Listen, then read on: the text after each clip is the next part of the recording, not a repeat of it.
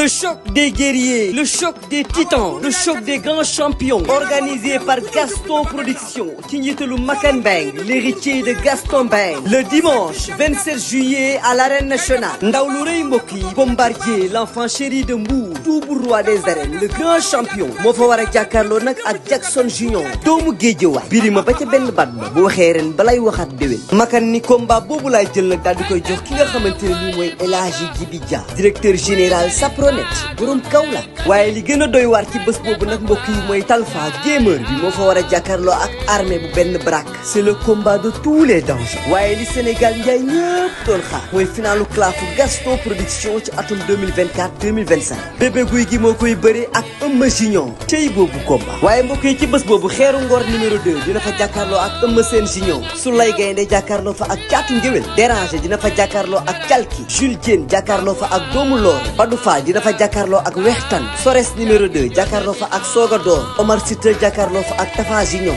sponsor leader Makane 1xBet. numéro 1 du Paris sportif. Les Alip. Chocolat Delia. King Boisson. Dibiteri Uba. Restaurant Le Calo. Entrée supporter mu ne 3000 francs. annexe loge 10 000 francs. loge officielle 30 000 francs. mbokk yi bu leen ko kenn nettali. lamb ji nag en live. pay per view ci seen affiche.com ngeen ko mën a seetaan. 5000 francs pour yéen ñi nekk Sénégal wala yéen ñi jënd ak les paiements locaux. 11,99 pour yéen ñi nga xam ne yéen a nekk ci diaspora bi wala ngeen di fay ak seen carte bancaire. cey Makan Mbengue lu waay doon lu mu dëgër moo tax le 27 juillet arène nationale B ku fa dem xam ni ndaanaanay jur ndaanaan.